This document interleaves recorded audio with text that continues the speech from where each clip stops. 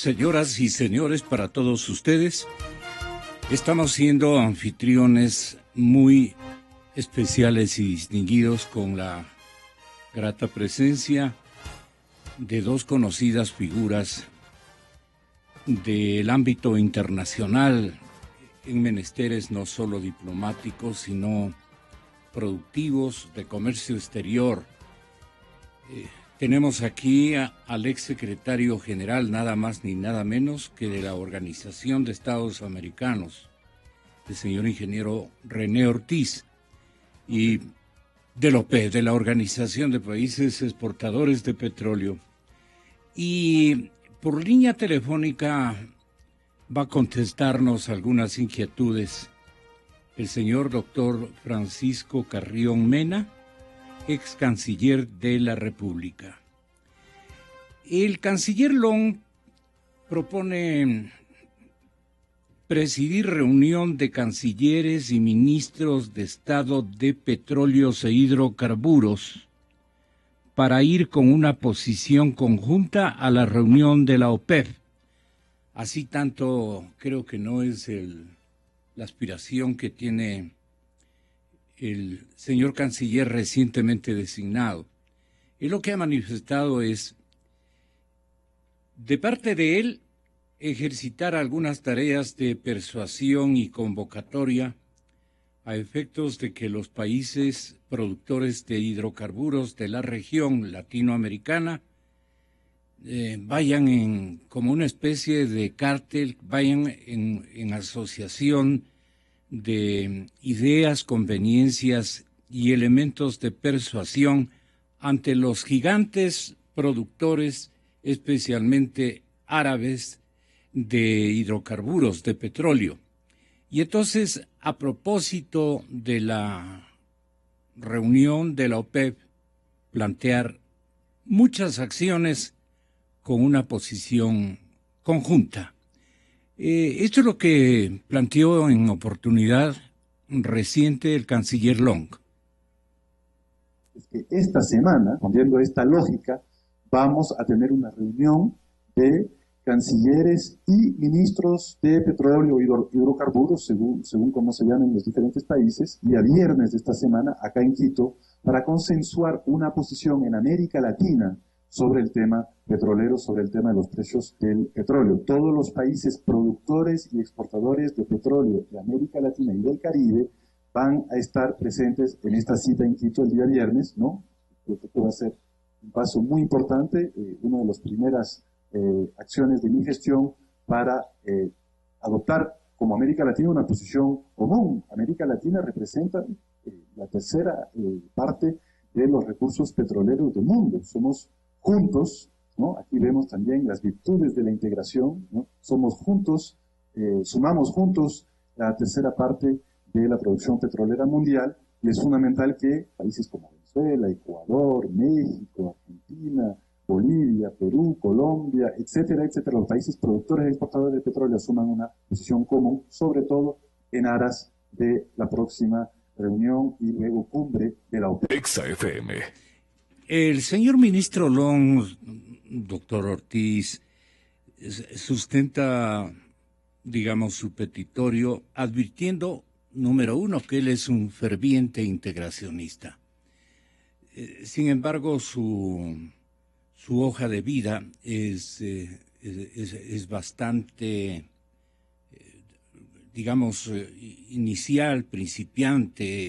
Está aprendiendo el tema del negocio petrolero, ha estado en el Ecuador ya durante mucho tiempo, ha estado andando prácticamente de la mano del señor presidente de la República en los últimos meses, y confiamos que como un egresado de establecimientos educativos en Francia, me parece que es Francia y Inglaterra, que también mencionan, él ha cruzado universidades y se ha preparado, no para ser canciller, pues no, eso no se puede preparar, aunque hay escuelas de diplomacia, pero tenemos que confiar que el señor presidente, no obstante la ausencia de cuadros significativos que él tiene, haya hecho una buena selección.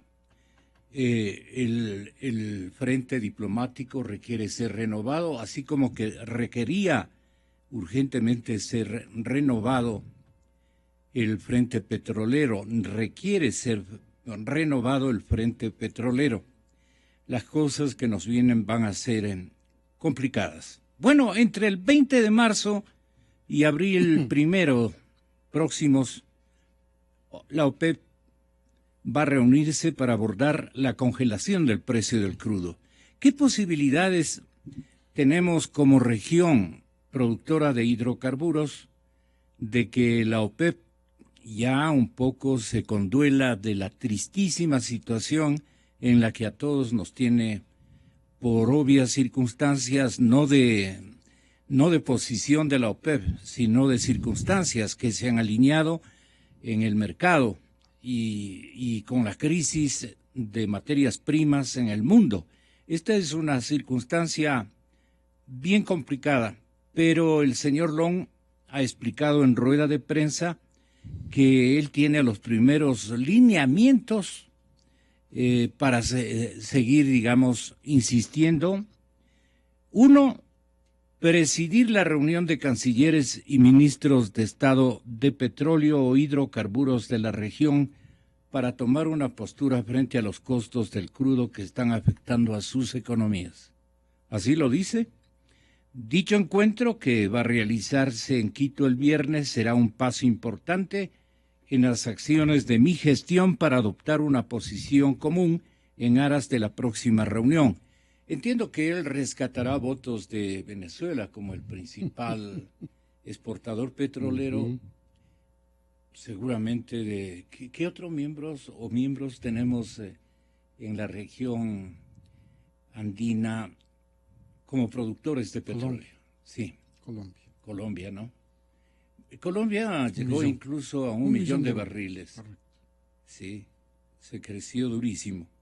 Ahora bien, el doctor Francisco Carrión y usted nos van a tener la bondad de elaborar algunos puntos de vista con respecto a la factibilidad de que los anhelos del señor canciller Long de Ecuador se reviertan en beneficios para todos los productores de la región y para el cártel del mundo, que es la organización, la OPEP. Tenga la bondad, doctor, le había pedido este análisis que solamente usted, con conocimiento de causa, puede darnos una orientación adecuada. Muchísimas gracias por su invitación, mi estimado licenciado. Me complace compartir este análisis sobre esta propuesta de cumbre de cancilleres para analizar el tema de los precios bajos del petróleo y la posición común que intentaría llevar adelante América Latina y el Caribe. Y me complace, le decía, compartir este análisis con el doctor Francisco Carrión, canciller de nuestro país, y pasar de inmediato a plantearle dos o tres ideas que podrían ilustrarnos exactamente en dónde estamos pisando. Este momento. No, en primer lugar, creo que es muy importante entender que en América Latina más de 26 países de América Latina son ganadores de este periodo de precios bajos. En 2014, Costa Rica se ahorró $1.500 millones. Caray. Y así la lista de todos los países centroamericanos, caribeños, todos los países que son importadores de petróleo son beneficiarios de esta tesis. Entonces no sé cómo ellos van a abordar el tema de una propuesta para que suban los precios. O no sé. ¿No? Tal vez hacerse los desentendidos, que ya es bastante, ¿no? Claro, los perjudicados no son más que 5 países, ¿no? Son Venezuela, Colombia, Ecuador, Trinidad y Tobago y México, en esencia, ¿no? Pero México acaba de tomar una posición clarísima la semana pasada. México ya es parte de la organización internacional conocida como la Agencia Internacional de Energía, ¿no? Que es parte de toda esta estructura de los países ricos conocidos como los países de la OECD. Y en ese contexto, pues México prácticamente estaría en el otro lado de la medalla.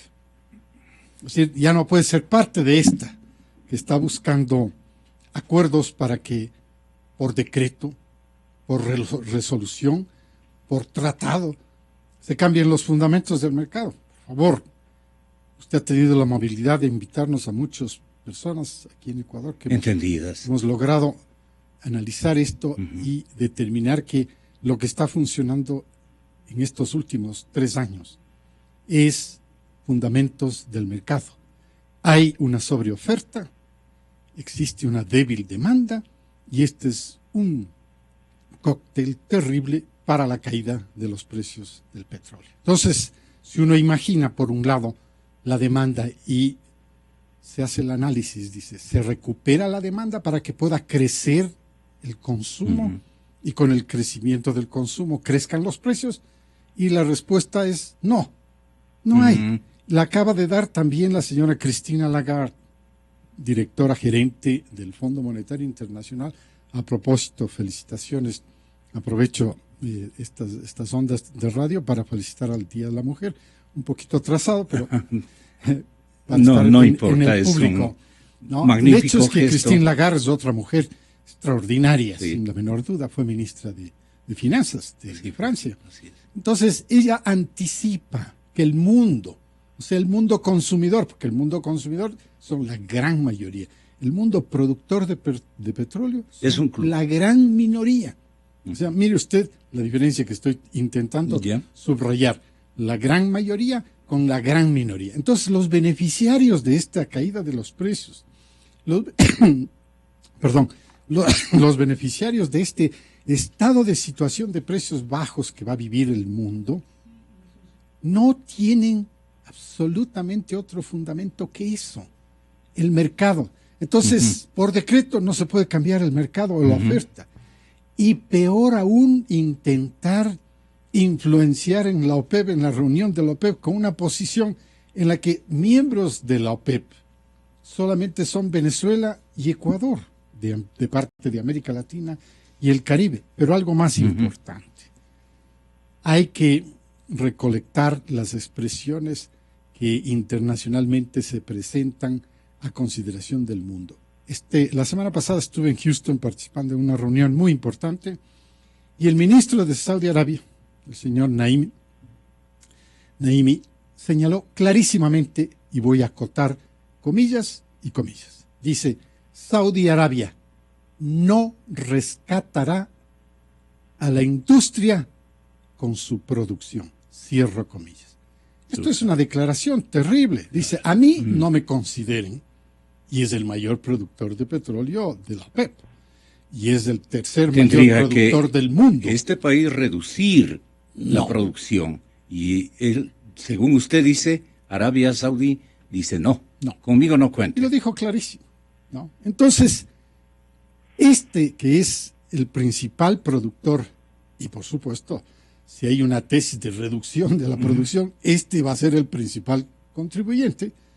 Evidentemente, estamos frente a un escenario en que estas posiciones de tipo político, porque esta cumbre tiene ese marco, ¿no? Está envuelto dentro de esto. Dice la observación que usted señalaba, el comentario decía que esto es integracionista, es parte de la integración. Bueno, pues estas son posiciones políticas. Entonces uno tiene que empezar a analizar qué peso tiene América Latina y el Caribe en el contexto mundial, especialmente, por ejemplo, económico, o especialmente en el contexto de petróleo. Y le voy a señalar lo siguiente. Probablemente América Latina se ubica en 1/10 de la producción. O sea, un peso casi, como diríamos, insignificante, como dijo el señor Assange en una ocasión refiriéndose a nuestro país. A nuestro país. Peso insignificante. Económicamente, prácticamente no pesa. Y políticamente tampoco pesa. No, las expectativas políticas no del así mundo están si diferentes. logra Long representar a la región, como acaba de anunciar. Claro, no. Bueno, puede sacar una declaración, indudablemente, esto es factible, que saque una declaración Debe haber hecho política. ya contactos con México, con Venezuela. Bueno, obvio, ¿no? Sí, Venezuela es fácil para Venezuela el presidente es Correa. prácticamente, y Venezuela ha sido un país que ha estado buscando precisamente un acuerdo Sí. para reducir la producción. Sí. Y no lo ha logrado. Y de cada reunión de la OPEP a la que ha asistido Venezuela, Nigeria, Ecuador, con posiciones contrarias a Saudi Arabia, han salido de esa reunión adhiriéndose a la posición de Saudi Arabia. Entonces, yo no le encuentro un efecto importantísimo en el ámbito No así de la el industria ex petrolera. canciller Carrión Mena, a quien doy el paso para que sustente su confianza y credibilidad en el flamante canciller, de quien dice Long es un académico joven, muy preparado, con una visión amplia del mundo y con conocimientos suficientes para cumplir una buena tarea. No será sencillo, reconoce Francisco Carrión, dice, tiene poco tiempo para despatinizar nuestra vinculación exterior, bien puesto, y enderezar el rumbo, porque ha sido una larguísima noche de desconocimiento, de despilfarro, de escándalos que ha durado casi 6 años, incluida esa maleta que ustedes deben recordar. No era maleta, era una valija. Una valija de droga. Sí, de droga además, sí, tiene razón. Bueno, hay que despatinizar nuestra vinculación en el exterior y enderezar el rumbo como país. Eso le otorgaría al ministro canciller Long un liderazgo, digamos, una política exterior pragmática que tenga como prioridad la defensa de los intereses nacionales y no únicamente el tema ideológico, esta hiperideologización que ha caracterizado a la gestión del canciller Patiño. Los objetivos deben estar claros y las estrategias definidas. ¿Por qué esta confianza en la lectura de lo que podría lograr como desafíos a vencer el señor canciller Long? Bienvenido, ex canciller Carrión, muy buenos días. Buenos días, Gonzalo. Mi agradecimiento por esta invitación y un cordial saludo al ingeniero René Ortiz, que me place mucho poder compartir este diálogo.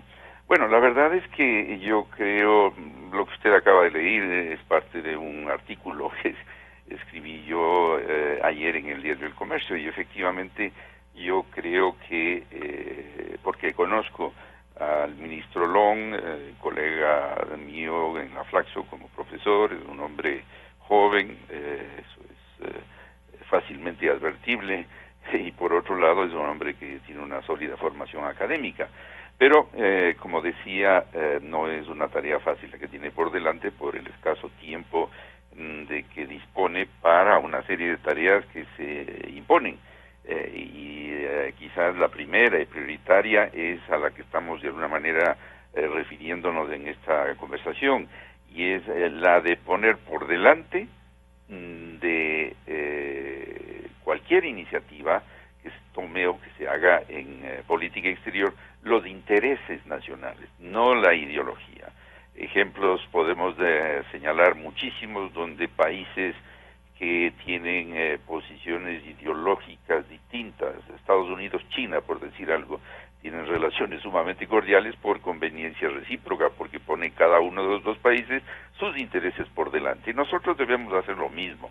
Y entonces ahí es donde yo hago hincapié en que, por supuesto, toda política exterior tiene una ideología, pero no tiene esta ideología que anteponerse a los intereses nacionales.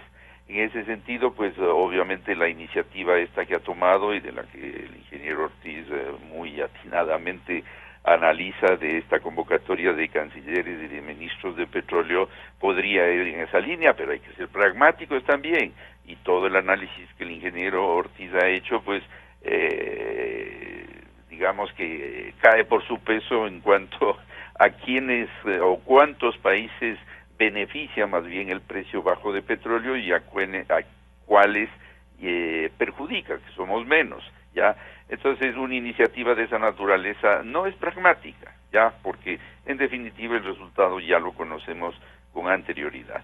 Otra tarea más bien, es así inmediata, que es la que podría hacer el señor Long, es la de hacer un recorte. Estamos en una situación económica crítica, muy difícil. Olvidémonos por un momento quién la causó, cómo se produjo, qué sé yo, sino que arrimemos el hombro todos para hacer los recortes que correspondan.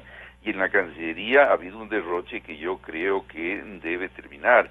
Y en estos 14 meses que le quedan al señor Long, yo creo que él puede hacer recortes inmediatos y efectivos. La Cancillería ahora tiene un presupuesto de 260 millones de dólares. Fíjese usted, y es una cartera que no construye puentes, que no construye hospitales, que no hace obras de inversión, sino que todo se va en servicios. Entonces, se puede reducir considerablemente, para empezar, el personal, ¿ya? Se puede reducir los gastos innecesarios de viajes al exterior que se hacen. Claro. Y ese tipo de cosas sí las puede hacer de inmediato. Eran 700, llamemos, funcionarios. Ahora se habla de más de 2,000. Así es.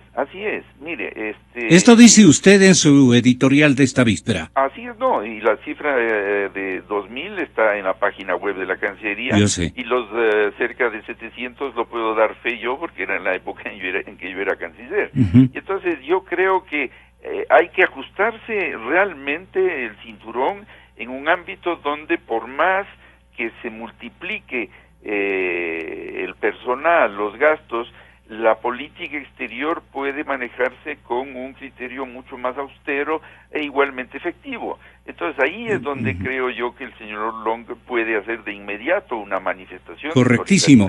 Mire usted que el periódico oficialista ecuatoriano diario El Telégrafo dice que las petroleras latinoamericanas están recortando presupuestos por caída del precio del crudo. Las compañías están registrando pérdidas y han tomado medidas para mitigar el impacto de la baja productividad. Petrobras inició planes de desinversión, aparte de por lo menos poner algunos miedos para que no continúe esta fase de corrupción, que es lo que prácticamente ha desmantelado la utilidad económica de la empresa brasileña. Y en Colombia los sindicatos están como en alerta, están peligrando muchísimos puestos, porque ya el 1 millón de barriles que logró con tanto empeño no tiene mercados. Y entonces, hablando de este frente, de esta aguda crisis, se impone entonces, usted dice, que el canciller Long haga recortes sustanciales, factibles en todo caso, al infladísimo presupuesto de la Cancillería. ¿Cuánto podríamos estar ahorrando, ustedes que conocen lo que significa no un puesto en Quito, sino 2,000 puestos, por lo menos la mitad de ellos en el exterior? Eso debe ser un platal. ¿Y a título de qué? ¿O de que son compatriotas, usamos poncho, usamos alguna treta especial para representar a nuestro país sin el fondo de conocimiento, que es lo que inspira cualquier actividad de carácter diplomático, comercial especialmente? ¿Qué hemos ganado? Sería la pregunta, con 2,000 funcionarios en lugar de 700 de su tiempo. No, mire, lo que yo le decía, y aquí una aclaración a lo que usted acaba de decir, Gonzalo, no son 2,000 en el exterior, sino 2,000 en general, incluyendo los de Quito y los que están en el exterior. ¿Pero habrán unos 1,000 en el exterior? ¿Perdón? ¿Habrán por lo menos unos 1,000 en el exterior? No les sabría decir, ¿Cuántos tenía usted en el exterior si tenía un total de 700? No, serían alrededor de 300 en el exterior, ¿no? Porque el mayor grueso, el grueso del personal del servicio exterior se encuentra, por supuesto, en Quito, ¿ya? Ahora, yo no tengo la información, es muy difícil acceder a ella, respecto de los gastos que se destinan al exterior, a los viajes que se hacen al exterior de funcionarios de Cancillería cuando es suficiente el que un embajador que está en el país donde se va eventualmente a realizar una reunión puede representar al Ecuador. A eso me refiero, ese tipo de cosas pragmáticas, así donde yo creo que se pueden hacer recortes importantes. Ahora, el catedrático, ahora canciller, tendrá la bondad por lo menos de ponerse a meditar en el excesivo personal que eventualmente le encuentre, producto de manejos políticos, como ha dicho usted. Bueno, sí, yo confío en eso, ¿no? Porque el contexto en el cual manejó la Cancillería el señor Patiño fue un contexto de abundancia, ¿ya? Y ahora todos estamos conscientes, como digo, dejemos de lado quién es el responsable, pero la situación es la que es, y hay una situación económica sumamente difícil. Y en ese sentido, la Cancillería y el nuevo canciller yo creo que tienen la obligación, estoy seguro que estará pensando hacerlo, porque Guillaume Long es un hombre pues serio en lo suyo, ya con una política, por supuesto, que es afín al gobierno, no podía ser de otra manera, ya, pero que ponga por delante los intereses del Ecuador. ¿Y cuáles son ahora los intereses del Ecuador?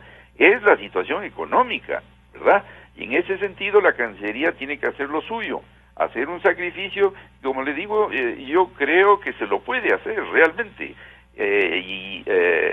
junto con esto, dejar de lado esa excesiva ideologización que ha guiado a el Ecuador en su relacionamiento internacional.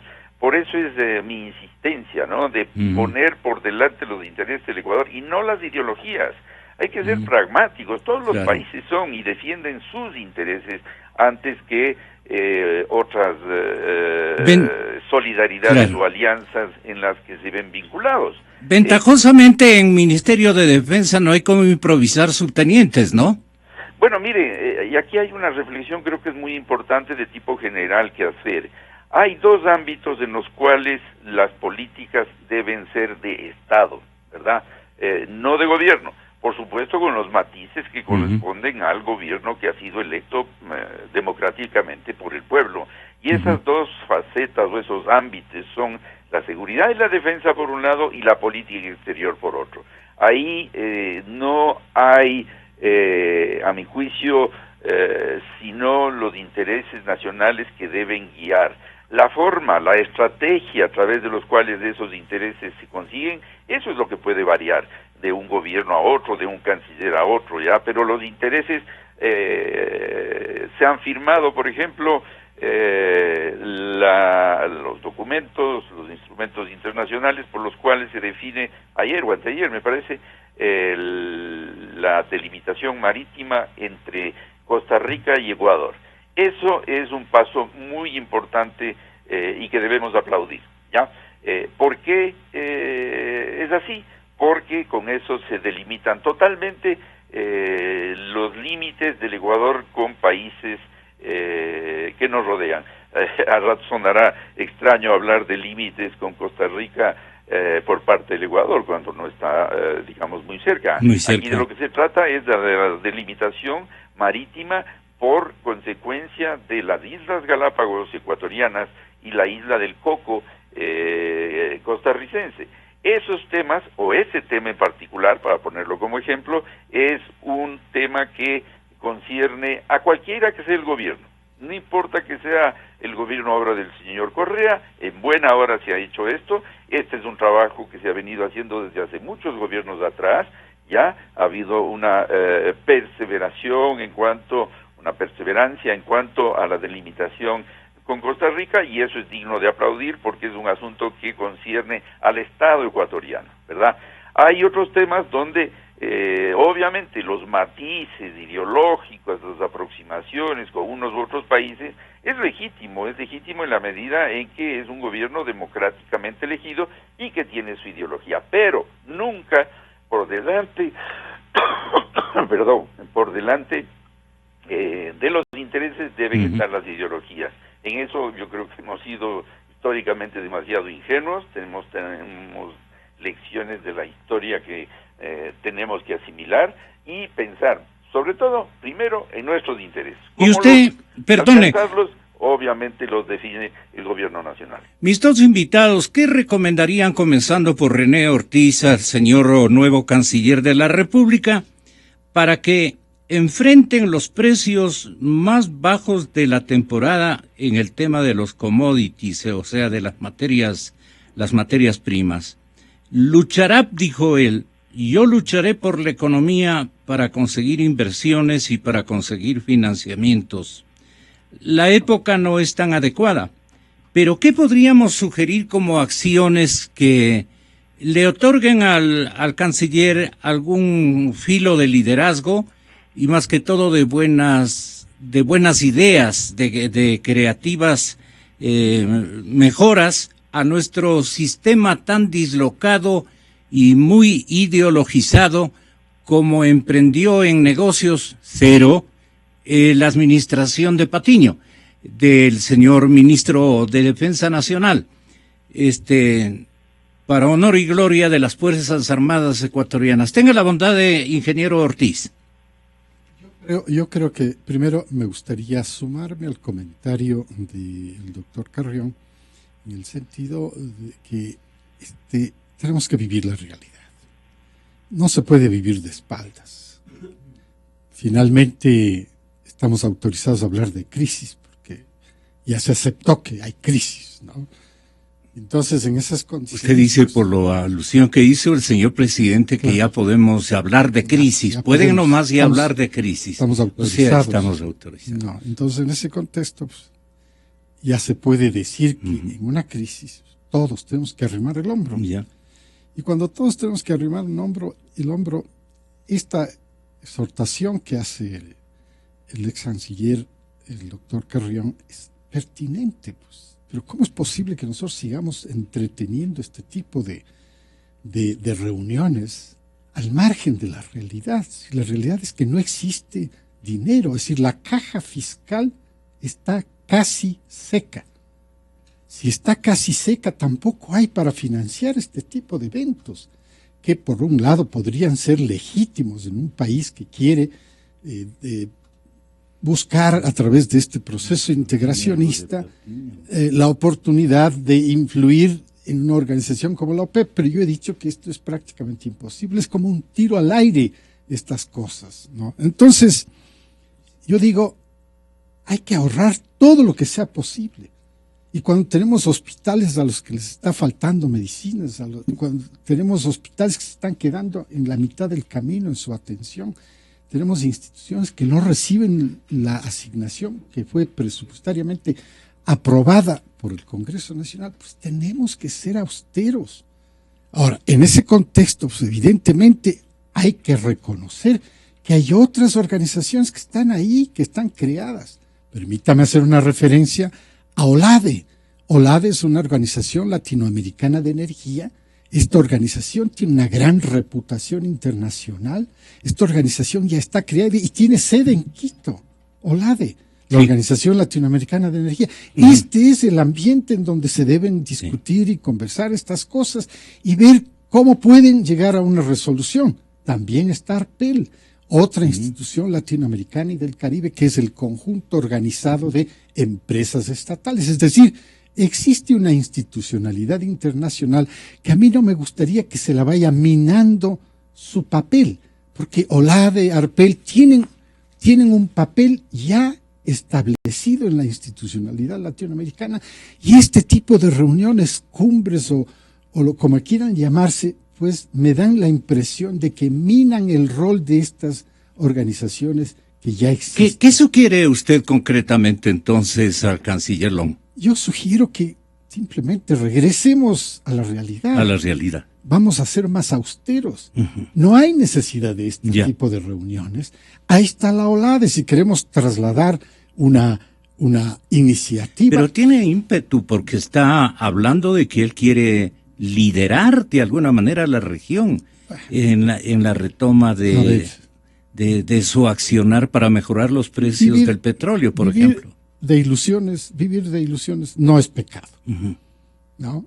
Pero hay que vivir. Pero si la amistad del señor presidente nuestro, el presidente Correa, obviamente con Maduro, con el jefe de Estado venezolano, con el jefe de Estado colombiano, las simpatías que se han demostrado con el presidente mexicano. De esto debe estar medianamente consultado y vaya a darle una sorpresa que a usted parece que no le va a gustar. Bueno, esperemos a ver cuál es el resultado. Yo no quisiera anticipar un juicio al respecto. Bueno, ¿qué ganaríamos? No ganamos nada.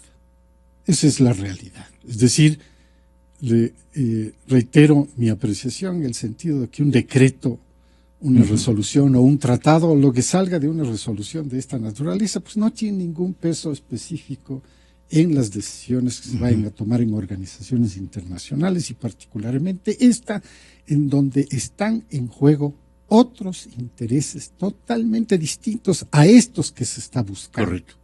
Se está buscando que se reduzca la producción. Y ya le acabo de manifestar y me gustaría reiterar la posición de Saudi Arabia. Dice que no.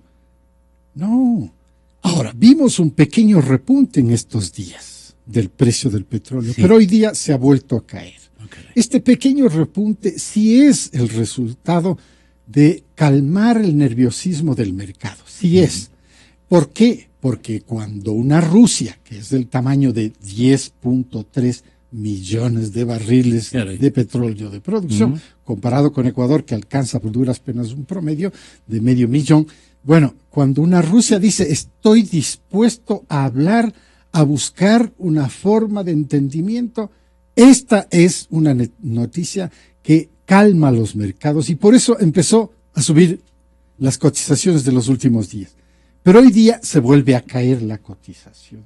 ¿Por qué? Porque también hay noticias que nos advierten que China no logra salir del problema en el que se ha metido, que es una desconfianza en los mercados sobre toda la información estadística que maneja el gobierno chino. Esto es gravísimo, porque en los primeros días y en las 2 primeras semanas de enero, esto provocó una convulsión en los mercados internacionales y particularmente... Una convulsión de desconfianza. Se perdieron alrededor de $1 trillón en esas 2 semanas. Se puso tan nervioso el mercado de valores del mundo que el presidente del Banco Central Europeo tuvo que salir con una decisión de inyectar a la banca europea 60.000 millones de euros en plena reunión de Davos, recordará usted ahí en Suiza. Esta decisión, esta información calmó los mercados. Pero esas calmas, con todo respeto... Pero esas estadísticas chinas ya no son creíbles hasta este momento. Hasta este momento hay todavía dudas y se está exhortando al gobierno chino que intervenga más activamente. Mire usted, el gobierno chino ha inyectado hasta este momento a la banca más de $500.000 millones. Esto parece una cifra un poco traída de los cabellos, es que los números y el número de dígitos es gigantesco, pero así de gigante es el país. Y entonces hay el profesor, yo lo mencioné aquí en su programa porque me ha dado esa oportunidad, el profesor Nouriel Roubini de la Universidad de New York. Él anticipa que si es que no se toman las medidas correctas en China, esa bomba, cuando explote, si explota, tendrá consecuencias todavía más graves que la crisis del sistema financiero del 2008, de la cual Europa todavía no sale, de la cual Japón todavía no sale, de esa del 2008. Entonces, estamos en un mundo frágil económicamente, al que hay que tranquilizarlo. Y no se tranquiliza el mundo frágil que estamos viviendo con este tipo de posicionamientos. Dice, vamos a influir o vamos a intentar influir. No. Esto altera y dice, ¿qué es lo que está pasando en esa región? ¿Por qué están tomando ese tipo de decisiones? Están al margen de lo que es la realidad del mercado. La realidad del mercado dice otra cosa. Están al margen de los beneficiarios que en esa región existen, que son un montón de países. Y que estamos abogando por un conjunto tan pequeñito de países, ¿no? Y particularmente... Pero no debemos dejarnos aplastar por las circunstancias. No es que nos estamos dejando aplastar. Si va un hombre, diplomático que comienza a buscar sitio, es digamos. legítimo, Claro. no, todos esos son posiciones Hay que legítimas. permitirlo, ¿no? Yo no estoy, Desde luego. yo no estoy ni intentando criticar una legitimidad. Lo único que estoy es comentando en el sentido del pragmatismo. Es decir, vamos, las cosas hay que mirarlas con pragmatismo. Hay que entender las estadísticas, cómo funcionan las estadísticas, porque ese es el referente correcto.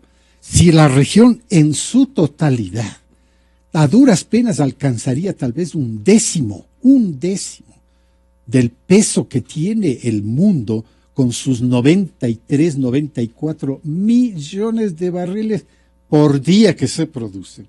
Entonces, esto le da a uno la dimensión de su tamaño. Y al darle a uno a una región, en este caso, la dimensión de ese tamaño, entonces yo digo, austeramente, ahorrémonos todos estos efectos económicos en una crisis de caja que tenemos, tomando a las organizaciones naturales. Pues existe una OLADE, existe una ARPEL, y en esas organizaciones vamos a hacer que se discutan estos y ver también si sale una posición de conjunto común. Retomen nexos y amistad y le saque un poquito de jugo a estas otras instituciones que el señor ex canciller Patiño les dio vacaciones durante algún tiempo, ¿no? Bueno.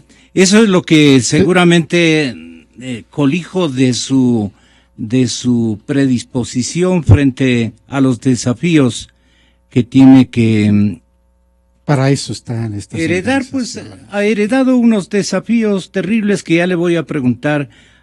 De hecho, le pregunto en este momento, ¿cuáles son los desafíos? ¿Cuál es la herencia, como él califica en su crónica de opinión?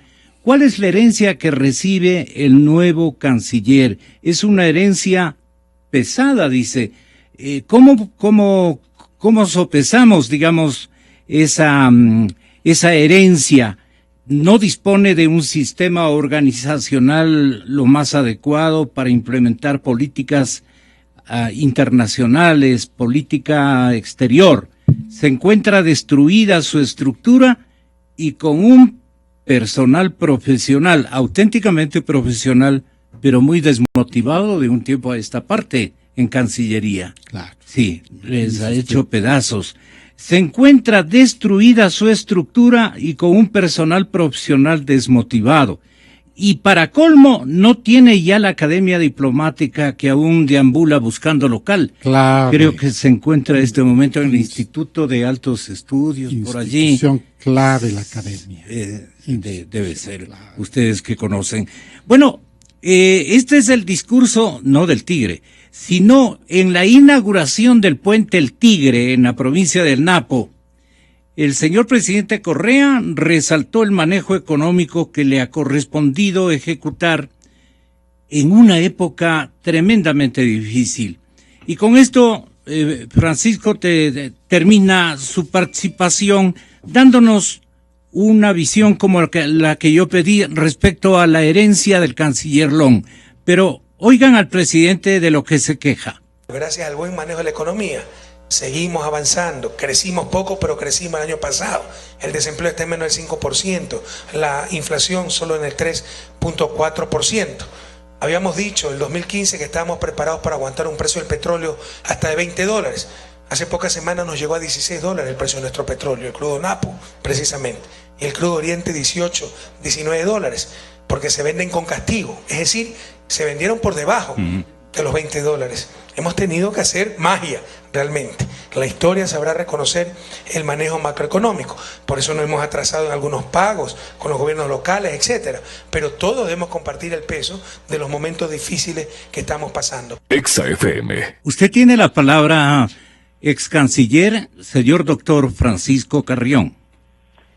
Bueno, sí, yo sostengo que la herencia que recibe el canciller Long es una herencia pesada en la medida en que, claro, Patiño gestionó la Cancillería en tiempos de abundancia y eso creo que ha pasado en todos los ministerios y ahora de pronto el señor Long hereda una situación que es muy compleja en la medida en que no tiene los recursos que tenía el señor Patiño. Por eso me refería, más bien por ponerlo de la manera en que usted lo señala, los desafíos que tienen es, primero, el que ya le dije, el de que tiene que hacer recortes, no hay duda. Yo creo que todos tenemos que apoyar la política de austeridad que el propio presidente de la República ha llamado a todos los ecuatorianos a hacer. Ya, por un lado, eso es importante, es una parte del desafío que tiene. El segundo desafío, no por orden de importancia, sino por señalarlos, lo que yo decía nuevamente, el tema de poner como prioridad los intereses del Ecuador, ¿ya? Y eso se refleja en iniciativas como esta, en muchas otras actividades que el canciller Long puede y debe hacer. En tercer lugar, por supuesto, lo que usted también ha mencionado, que es parte del artículo que yo escribí ayer, es el generar, y para eso me temo que tiene poco tiempo, ¿no?, en una estructura organizacional que responda a las políticas que se propone implementar el nuevo canciller. Yo constato que en la Cancillería no hay esa estructura organizacional por ahora que le permita conducir adecuadamente los objetivos o las estrategias para alcanzar los objetivos de la política exterior. Me consta, conozco, hay muchos funcionarios profesionales de carrera, como yo lo fui, y que se encuentran absolutamente desmotivados, inclusive que no tienen funciones, regresan del exterior y no tienen funciones acá.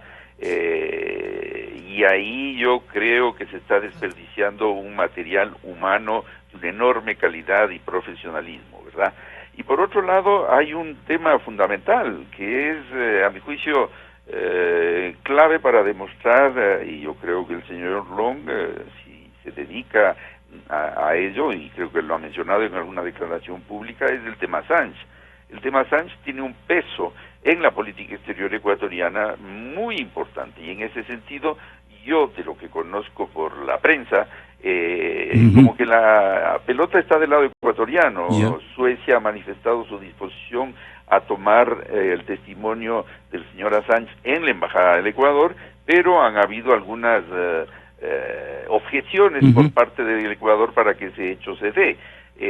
Yo creo que ahí debe impulsar lo que ya se ha avanzado para que el señor Assange rinde ese testimonio y luego pueda salir de la embajada. Ya el Ecuador, y yo reconozco ahí, yo respaldo la posición del Ecuador en cuanto a conceder el asilo al señor Assange, pero ya es tiempo, ya se ha avanzado mucho. Suecia, que tenía y tiene la llave para que este asunto se resuelva, ha dicho que puede tomar ese testimonio en la embajada, pues entonces facilitar las cosas para que eso se dé.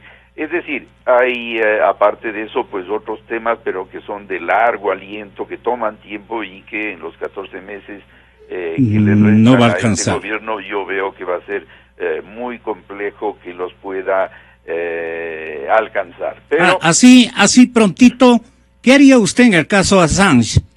bueno, yo facilitaría que inmediatamente la Fiscalía sueca se haga cargo, entre a la embajada, tome el testimonio del señor Assange, y con eso él mismo ha dicho que él, una vez que haya rendido ese testimonio, estaría dispuesto a salir. Y aquí hay razones humanitarias.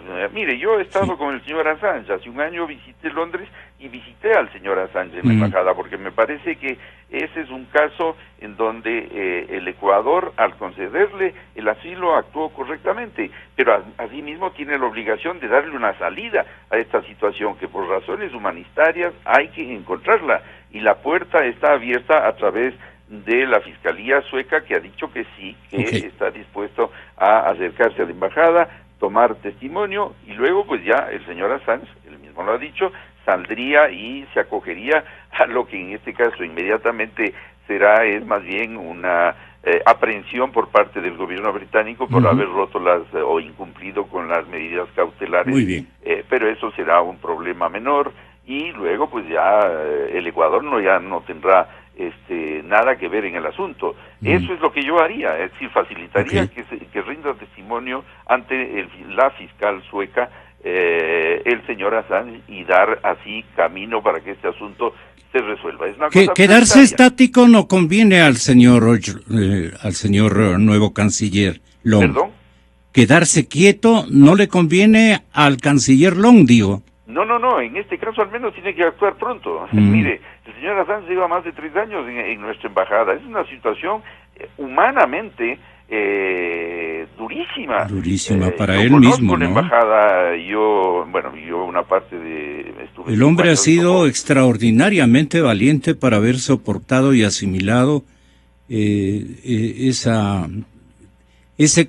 esos 4 metros cuadrados en donde le ha correspondido vivir estos últimos años. Cosa terrible.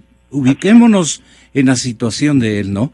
Bueno, muchas gracias, Francisco, muy Con amable. gusto. Abrazo agradecido para usted. Lo ¿Y mismo qué para usted, hacemos? Gonzalo, y a Gracias. René lo mismo. Gracias, ex canciller. Doctor, me piden que le pregunte, ¿y qué pasa con la producción petrolera ecuatoriana? Está congelada. Hay una tesis que ha sido planteada ante la OPEP, que es llevar una resolución en una reunión extraordinaria, tal vez, para congelar las tasas de producción a las que llegaron. Claro, eso le pesca al Ecuador con menos producción, porque Ecuador ha perdido producción más o menos en el orden de los 30.000 barriles. Entonces, una resolución de la OPEP en ese sentido le pesca con menos producción, cuando estos países como Rusia, Saudi Arabia, Kuwait han aumentado la producción. O sea, a ellos les tomaría esta resolución bien parados, con el máximo de la producción a la que han podido llegar. Esa propuesta viene en relación con el acuerdo implícito, entre comillas, que había alcanzado Saudi Arabia con Rusia, de congelar. Bueno, hagamos un esfuerzo, congelemos las tasas de producción. Entonces, cuando estos dos grandes productores del mundo tomarían ese tipo de iniciativa, evidentemente ya los mercados lo toman en serio. Lo que no toman en serio es este tipo de proposiciones. Vamos a tomar una posición latinoamericana. Pero si la posición latinoamericana no tiene peso, entonces tampoco es seria.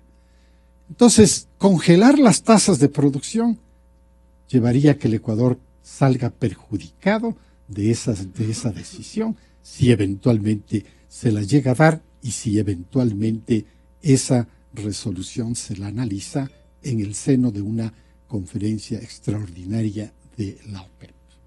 Muchas gracias. Gracias también por su contribución orientadora. Muchísimas gracias, exsecretario general de la OPEP y exministro de Estado del gobierno ecuatoriano, René Ortiz. Hasta siempre, ingeniero.